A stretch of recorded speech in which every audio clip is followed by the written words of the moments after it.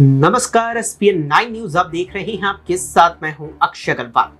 लोकसभा चुनाव तो देश भर में खत्म हो चुके, लेकिन परिणामों की अगर बात की जाए तो वो आज भी चर्चाओं में बने हुए हैं। उसका कारण है जो वे निकल करके आए, यानी कि 2014 में आई मोदी लहर के साथ सत्ता में भारतीय जनता पार्टी उस वक्त देश भर में 282 सीटें जीतने में कामयाब रही और 2019 में बीजेपी 300 पार करते हुए 303 सीटें जीती, जिसके आधार पर अब की बार एनडीए गठबंधन ने 400 पार का नारा दिया, लेकिन वो 300 पार भी नहीं कर पाया और भारतीय जनता पार्टी 240 पर सिमट करके रह गई, यानी कि अल्पमत में। वहीं सबसे बड़ा झटका बीजेपी को इन आम चुनावों में उत्तर प्रदेश से लगा, जहां पर भारतीय जनता पार्टी को 29 सीटों का भारी भरकम नुकसान हुआ और इसके बाद से ही अब केंद्रीय आला कमान के द्वारा लगातार मंथन चल रहा है कि उत्तर प्रदेश में इतना नुकसान कैसे हुआ।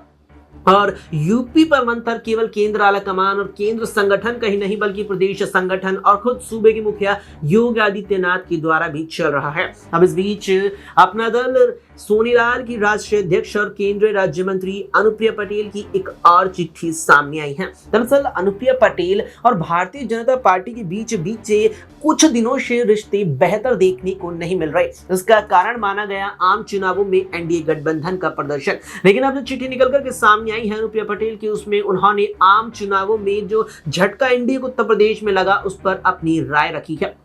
अपनी चिट्ठी में अनुप्रिया पटेल कहती नजर आई कि विपक्ष ने जो अफवाह संविधान बदलने की एनडीए के खिलाफ फैलाई, उससे उसे बहुत फायदा हुआ, जिससे जनता के मन में यह संदेश गया कि एनडीए अगर बहुमत में आ गया तो वो संविधान बदल देगा और आरक्षण को खत्म कर देगा, जिससे एक बड़े तबके ने भाजपा और एनडीए के घटक दलों को वोट नहीं किया। इसके अलावा अनुप्रिया पटेल अपनी चिट्ठी में कहती नजर आई कि हमारे कुछ साथियों ने नारा जब दिया 400 पार होकर हम संविधान में संशोधन करेंगे, तो उससे भी हमें नुकसान हुआ। दरअसल इस प्रकार का बयान उत्तर प्रदेश में अयोध्या से प्रत्याशी, कहीं फैजाबाद सीट से भाजपा के प्रत्याशी रहे लल्लू सिंह और मेरठ से प्रत्याशी निर्वाचित सांसद अरुण गोविल के द्वारा भी दिए गए थे, जिसके चलते माना जा रहा है कि आम चुनावों में बीजेपी को बड़ा झटका लगा।